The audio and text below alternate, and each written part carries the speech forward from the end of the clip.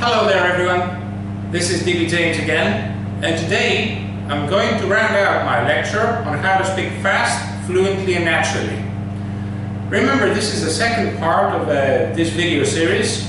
In part 1, we learned how to combine adjectives with nouns and how to combine verbs with adverbs. In this part, we will learn 3 more combinations of words that regularly occur together. So the third type of the whole phrase that you have to learn to speak fluently and naturally is the verb plus noun phrase. One example of that is get a job, which is what we need to do when we finish our studies. Right, we all need to get a job when we graduate from college.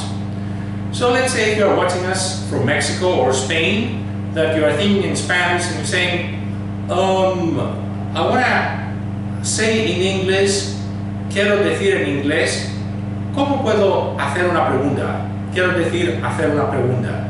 And if you think in Spanish and you translate into English, you'll probably say, it's do a question, or maybe make a question. Well, that's wrong. In fact, what we say in English is ask a question, right? So you shouldn't think directly in your native language and translate. And we made that point before in the previous video as well. So now let's go over the list of verb plus noun phrases. Here they are. So, catch a bus, get a job, book a ticket or a hotel, reserve a table, arrange an appointment or a meeting, do your homework, do the housework, or do the shopping, sit a test or an exam. Let me go down the list.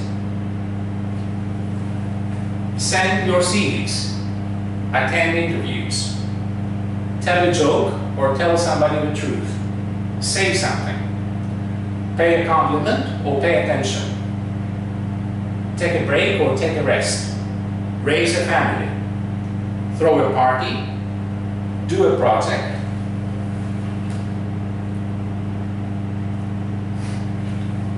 take a message, make a mistake, commit a crime, break the rules or break the law, earn money, gain experience, build your body, grab a bite, have a dream, make friends,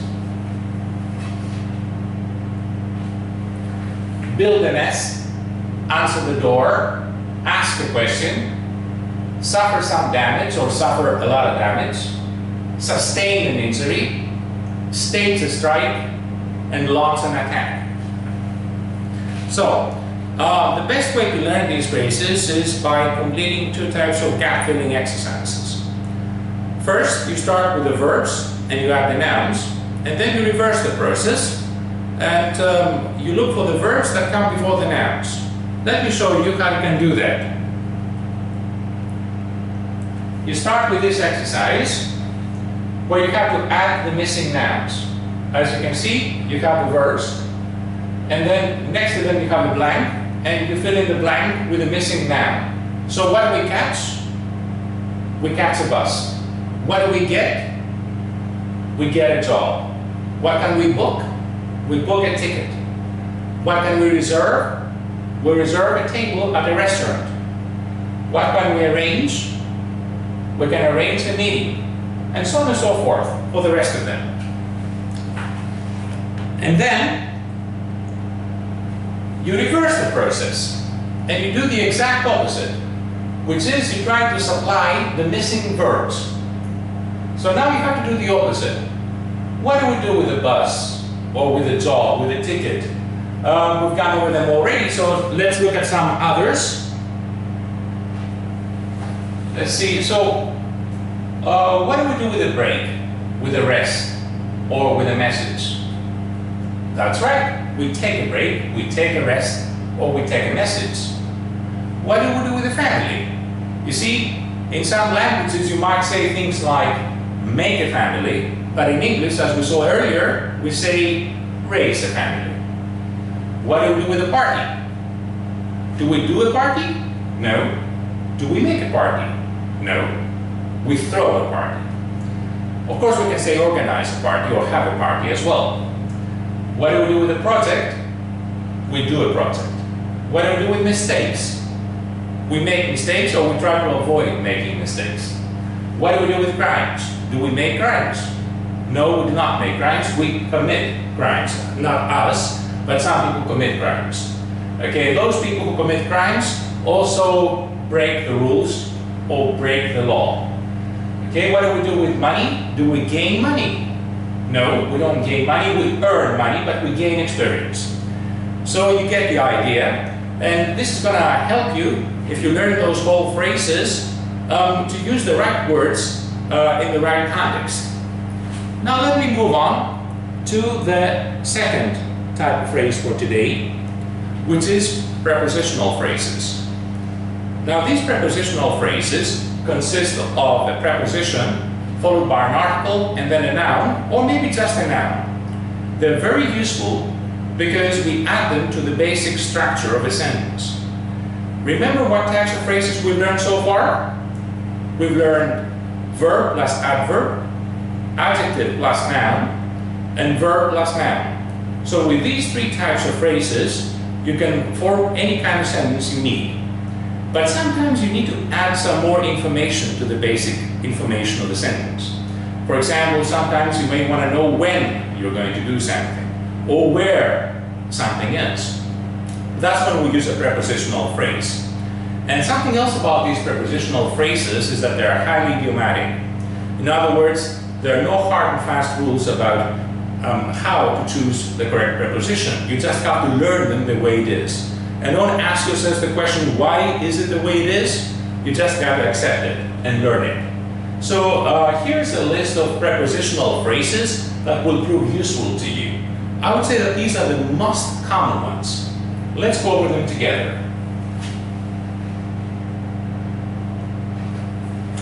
We say in the morning, in the afternoon, in the evening. We say on Saturday, on Sunday, on Monday, on a weekday, on the weekend.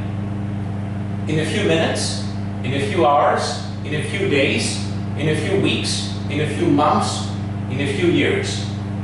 At noon, at midnight, at night. At 1 o'clock, at 2 o'clock, at 3 o'clock. At home, at work. In the office, in the classroom. And then we have verbs of movement. The verbs go, walk, drive, or travel. We use the preposition to. So we go to school, or we walk to work, or we drive to the office. On my bed, on the floor, on the table, on the wall. Let me move on down the list.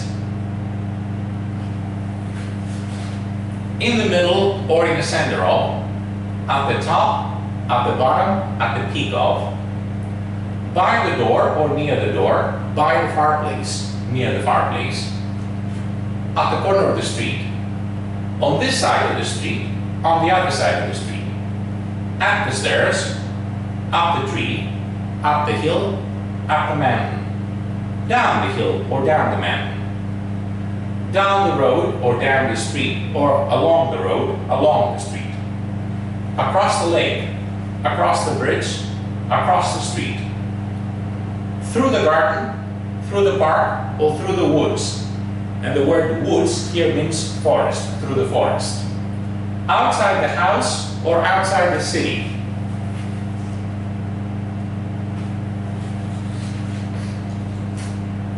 All over the house, all over the place. Around Mexico, around Argentina, around the world.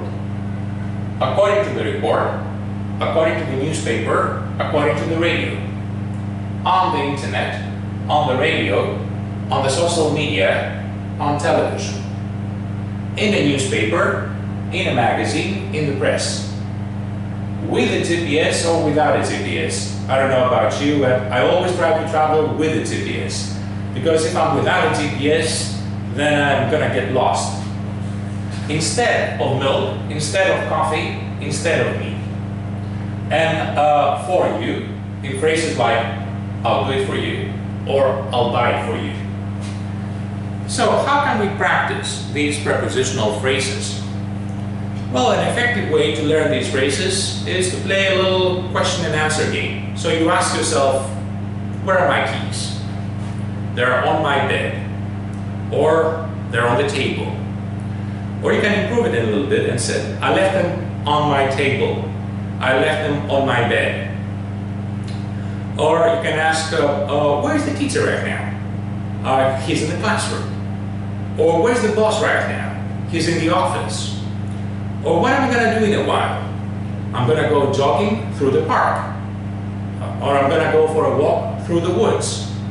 Or what is my cat going to do in a while? She's going to climb up a tree.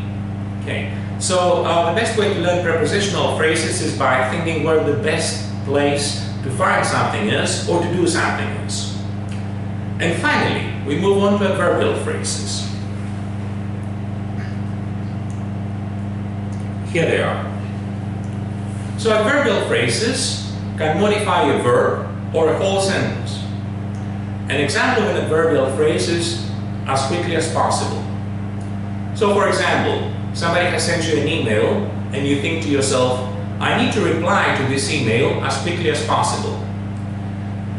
So I'm going to give you a list of adverbial phrases, but please note that there's a little bit of an overlap between prepositional phrases and adverbial phrases, and some phrases can be classified either as prepositional or as adverbial phrases, but this should be of no concern to you because you're not grammarians, and you don't need to explain the grammar behind your use of English, right? Okay, that's something I have to do, but you don't have to do that, so you don't have to worry about it. So here we go. Adverbial phrases.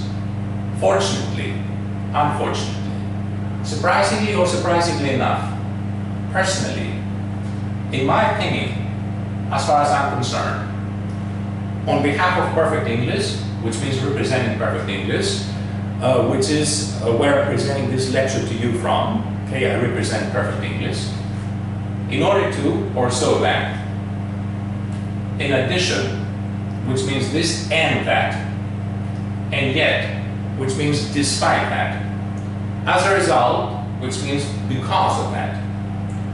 On the one hand, on the other hand, let me go down the list.